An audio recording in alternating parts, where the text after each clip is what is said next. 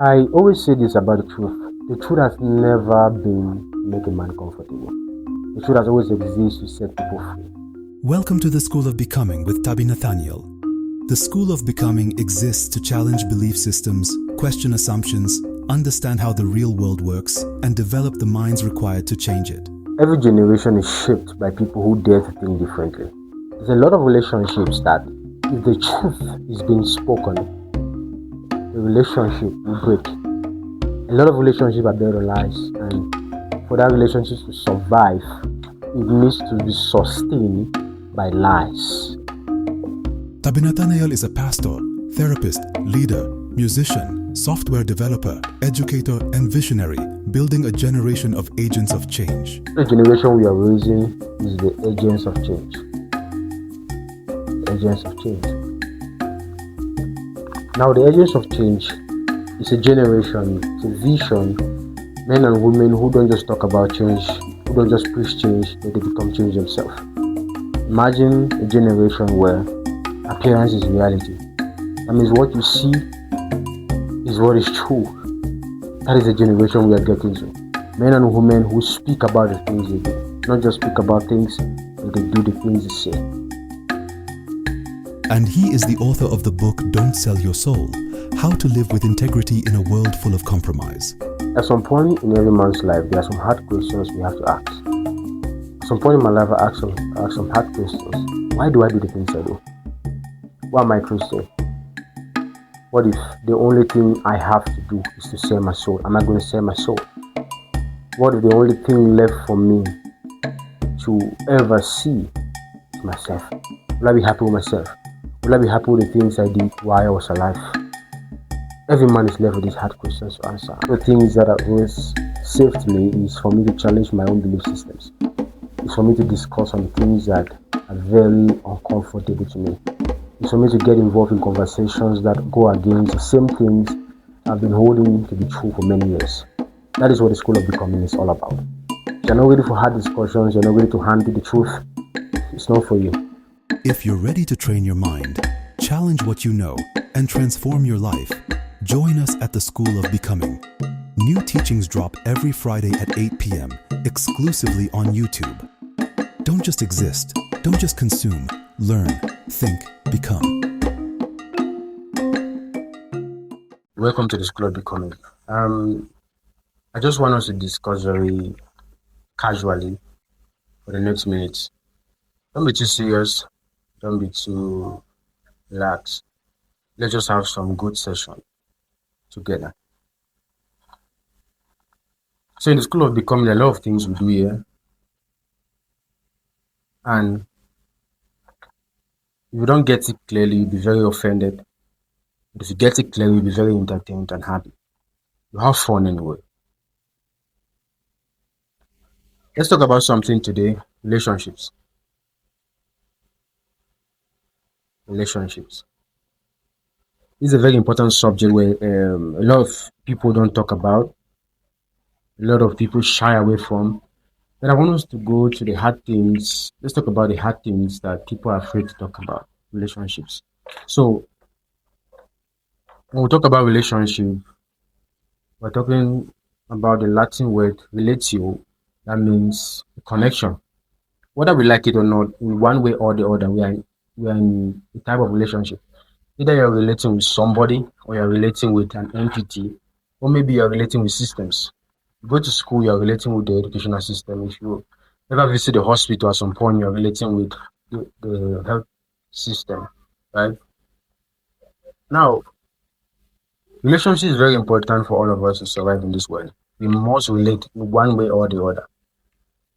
But our idea of a relationship will be very different based on where we're coming from. I spoke to a 16 years old lady. She was just 16. I think a few months ago.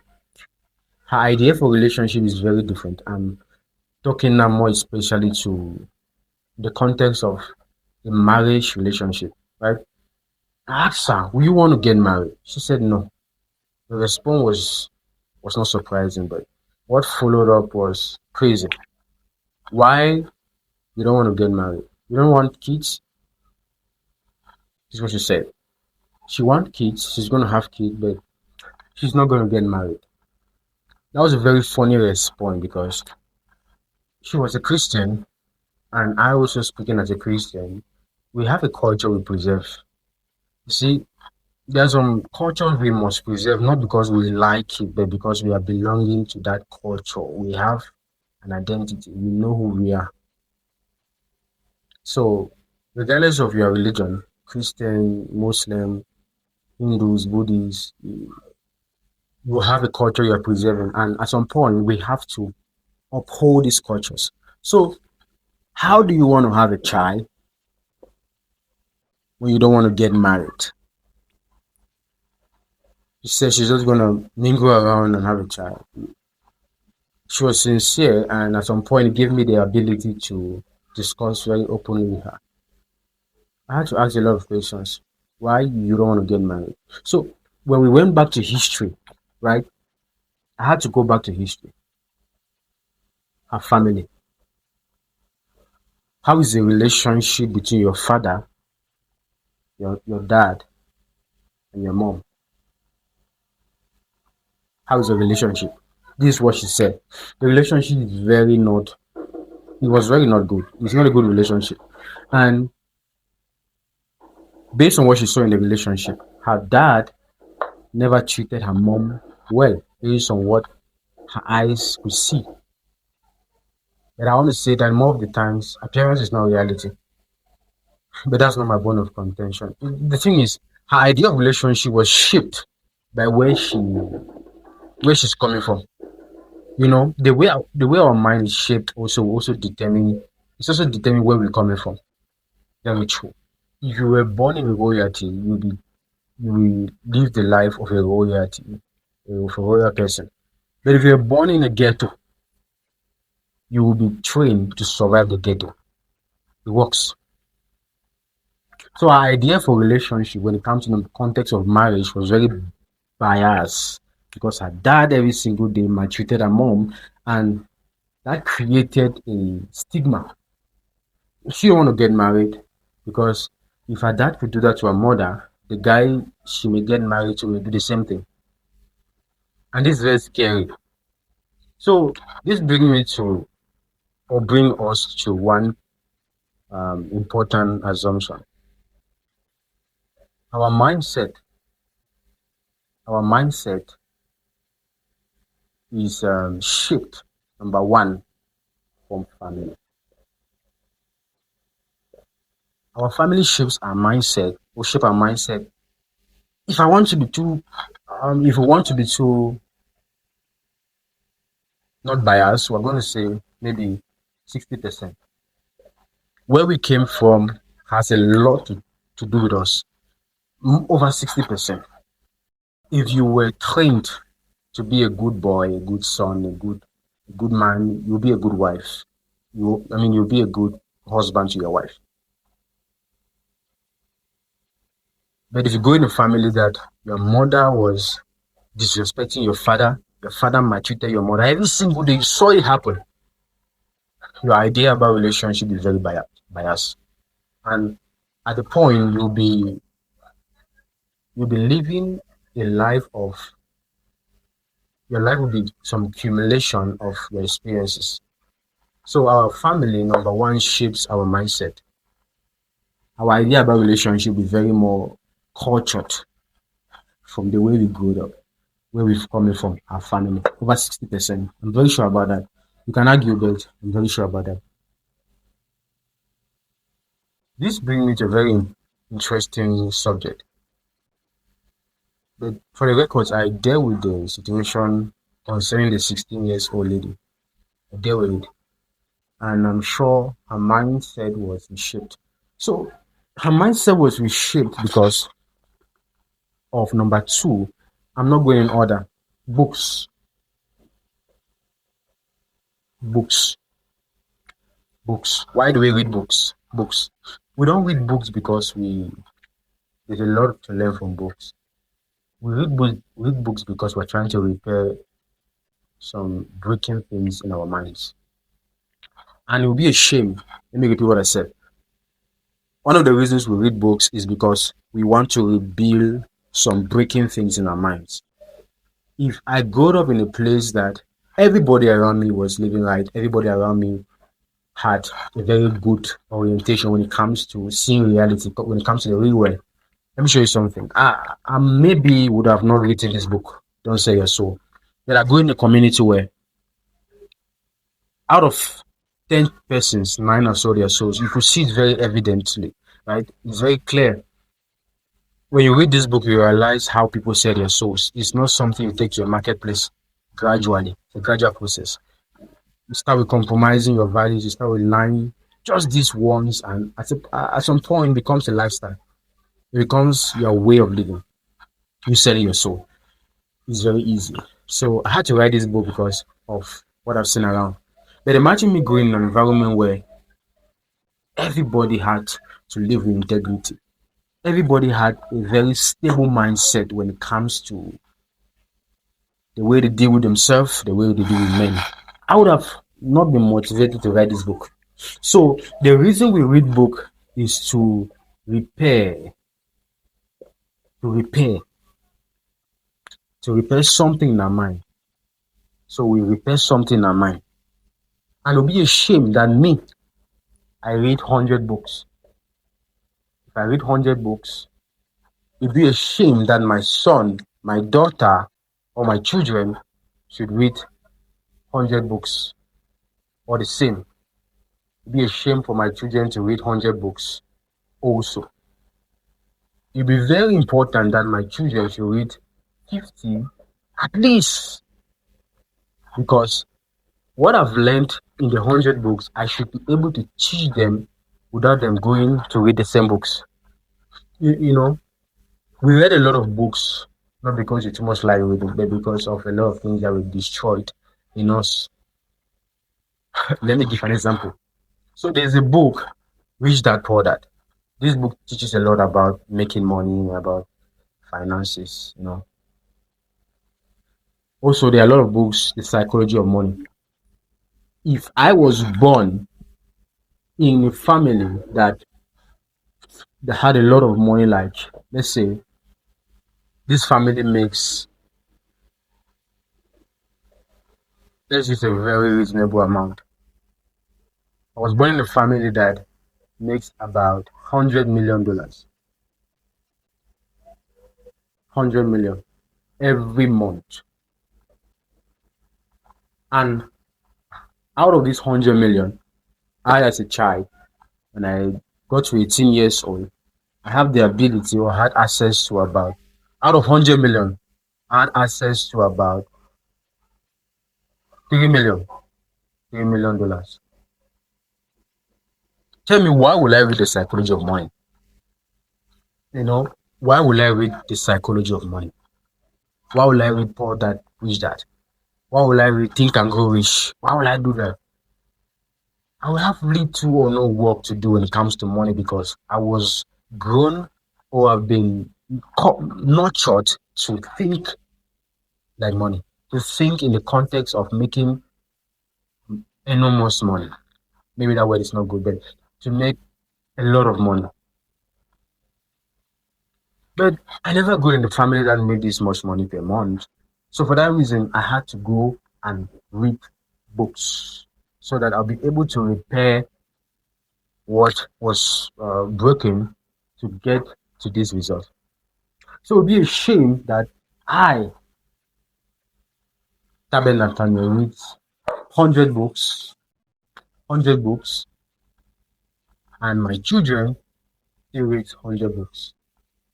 That would be a shame. There are a lot of books we are reading, not because they are very important to everybody, because there's something breaking in us that needs to be repaired. So, coming back to the context of relationship, as I said, our mindset is built from family, books.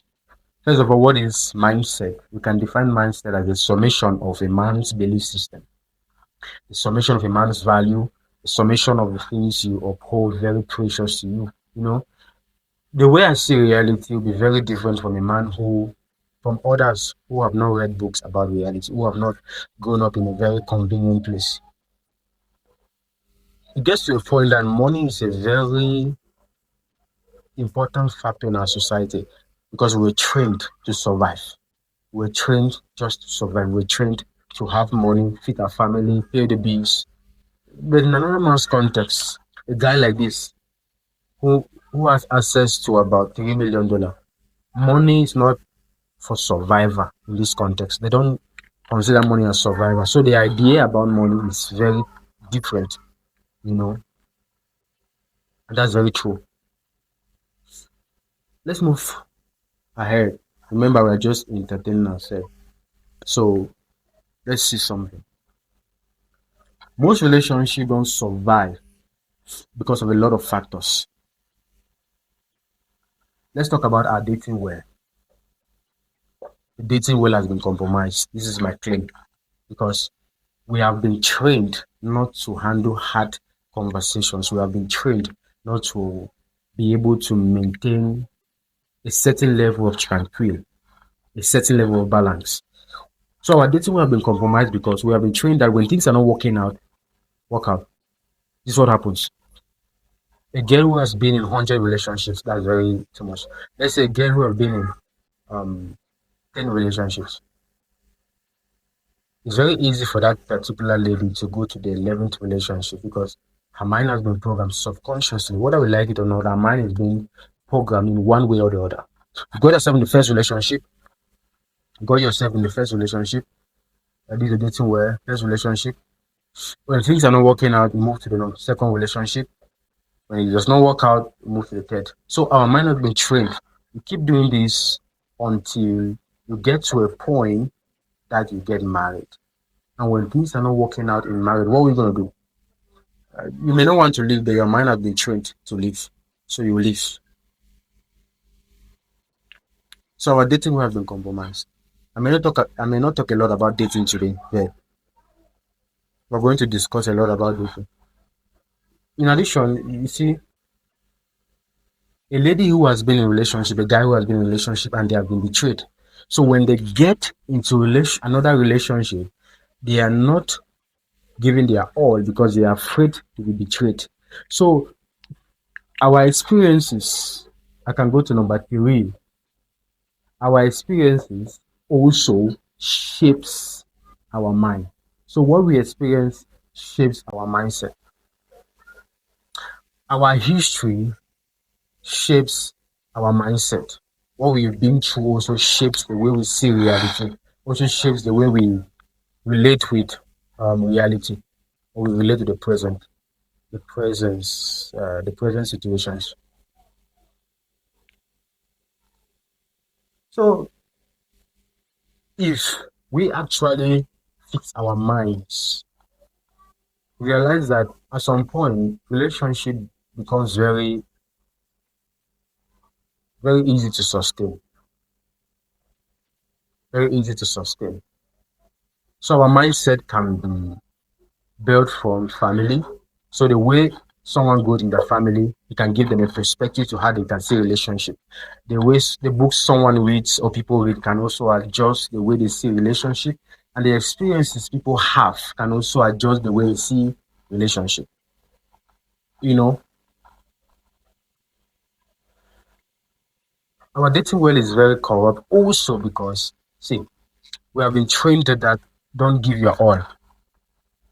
So you see a man in a relationship with a lady, a woman, but he's not giving us all because the dating world is saying that the more you show you're interested in somebody, the more or the less the person is interested in you. So for this reason, we are not giving our all because we don't want to show that we so much love this person. So when we are not giving our all, we are protecting ourselves. This came from experiences. This came from the history of a lot of things we've been through. So a guy will be in a relationship with a lady and they are looking forward to having a fruitful family, but it's very corrupt. They are not thinking about the problems they can solve together. They are just trying to protect their heart. So the dating well has been compromised. How can we fix this? I'm not going to discuss how to fix this, but trust me, I'm focused more on the concept of relationship. As I said from the beginning, a lot of people are in relationships in ways we don't imagine. Either you're in a relationship with yourself, that's a very good relationship you can ever be in, the relationship with yourself. Because if you can lie to somebody, you can lie to yourself. It's very easy to lie to people when you start lying to yourself. It's very easy to betray someone when you betray yourself. So the first relationship that any man can be in is in the relationship with yourself.